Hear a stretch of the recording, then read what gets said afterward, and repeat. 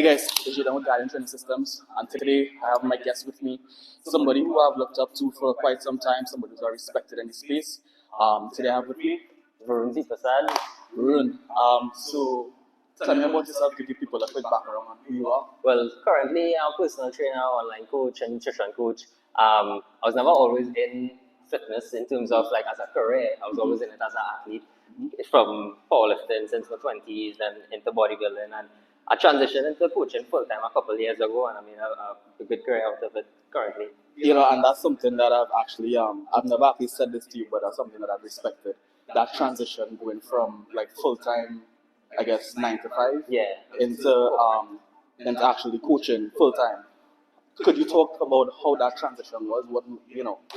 So, all right, so this started back in, I was always coaching since around, way before, maybe around 2020, 2019. On the side, just kind of like very few people, very selective. I never had the time to do personal training full time. But I had like a few online clients, nutrition consults, all these things. Right. But I took the big push came in 2022 when I got laid off. So I was working in the bank and they retrenched us, and I had a decision to make: either find another job in corporate, stay there, or decide to push everything into fitness, and I take a risk on myself and play it off, and it worked out. Wow. How long have you been doing that for? Since 2022, full time. And I guess, like, you see, that is something that I don't think many people understand how difficult that is. Transition from, like, I guess, where's show money. Yeah. Right. Very secure, very Yeah. stable, benefits, Yeah. permanent, and it reached a point where it wasn't stable. Like they turned on us. But I mean, I had a choice to make if I wanted to better myself, and I think I would have never made the push to do what I'm doing now if I wasn't back in that corner. Like I would have probably maybe still tried to be working corporate, doing this half part time, never like fully into it, and just kind of like give me something to kind of focus on.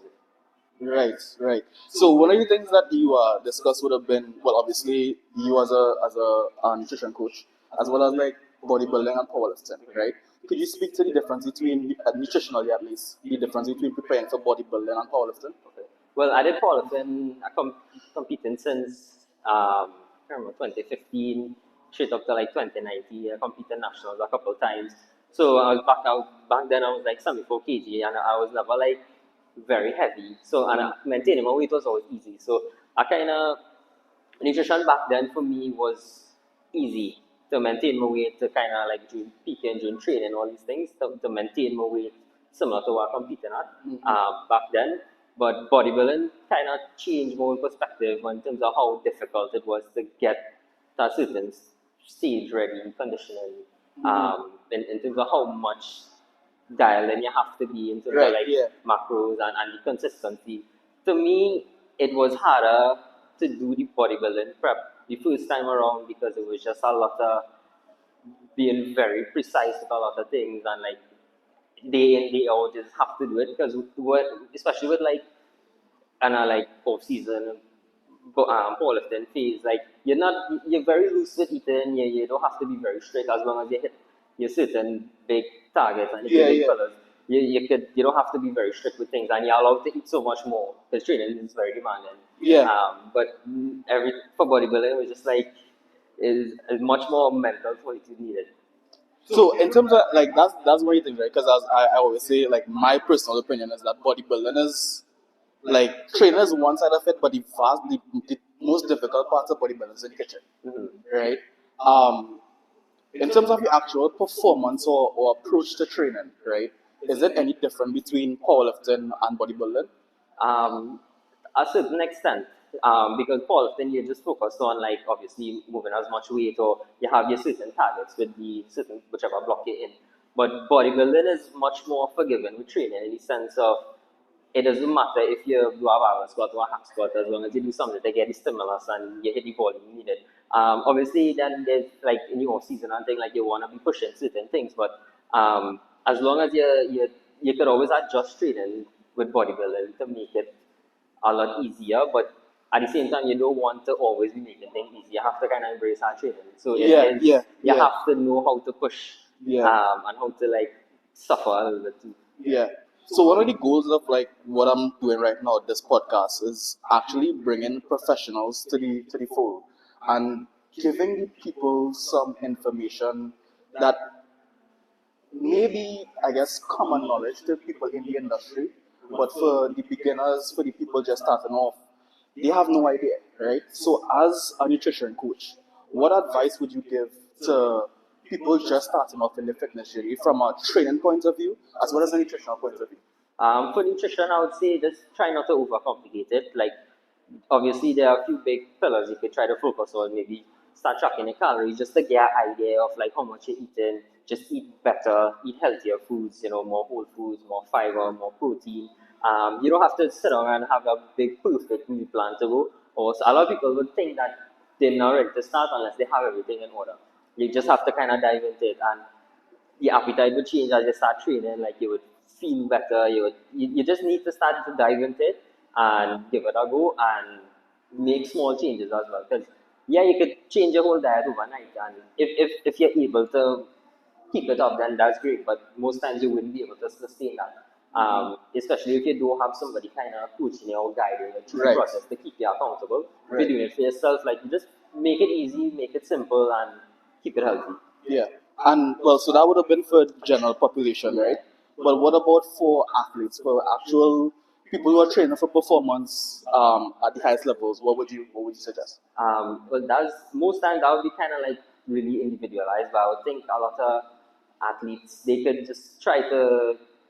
Sometimes people would say that, for example, they eat this 80-20 rule, right? And they try to eat 80% healthy and 20% like have some flexibility. But if you're really striving to kind of be an elite athlete, try to hit the try to hit your targets 100% at the time, because obviously you don't want to be leaving anything on the table like a competitor doing, or thinking that, well, you're not hitting your micronutrients, you're not hitting your fiber, you're not drinking enough water, because you might think that's 1% that, oh, that's just 1%, right? That's not making a big difference. But when that 1% or that 0.5%, you miss that 20 times, Yeah. how much actually performance you're leaving on the table, how much you can Correct. actually be pushing your actual limits. Yes, yes, So those yes. things, like take it serious. That's what athletes, as an athlete, you need to take everything seriously.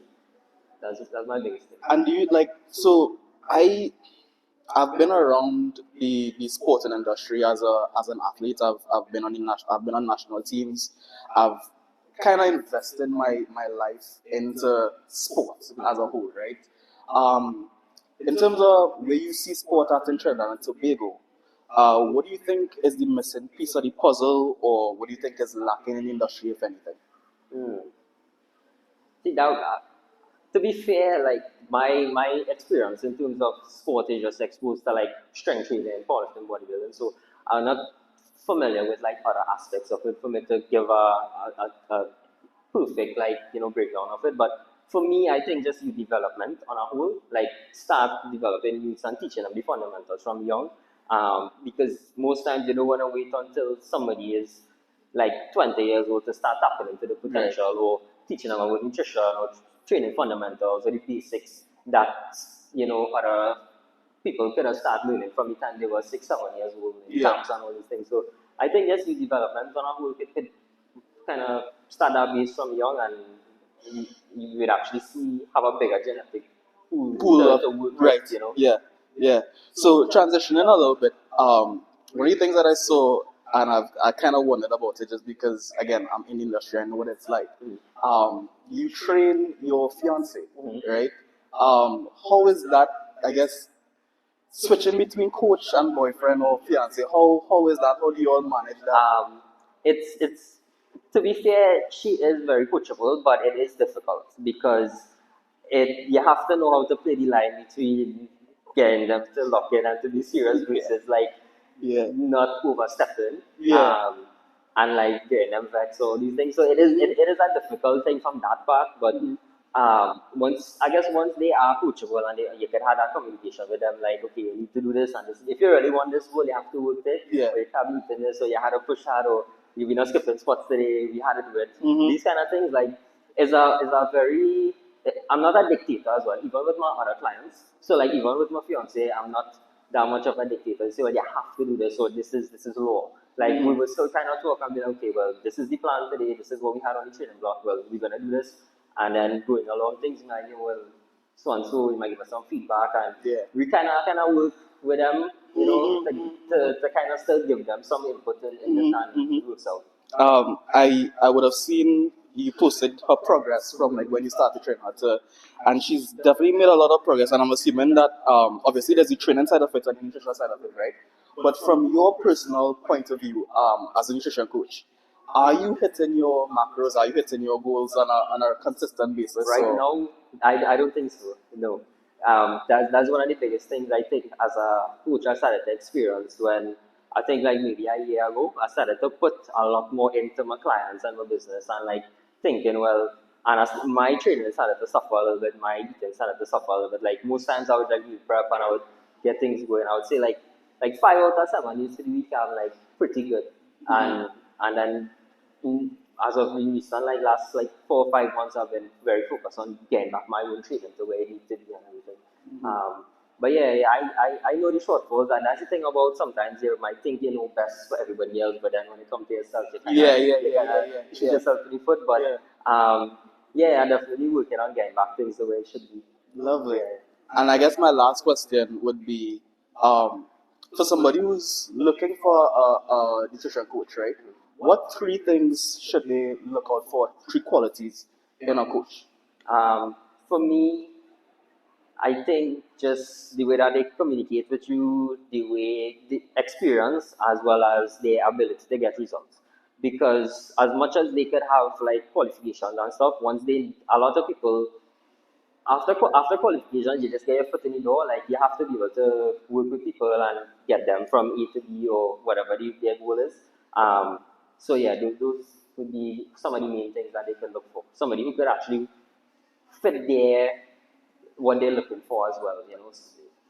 Right. Well, ladies and gentlemen, it's been a pleasure having Varoon Seepersad here.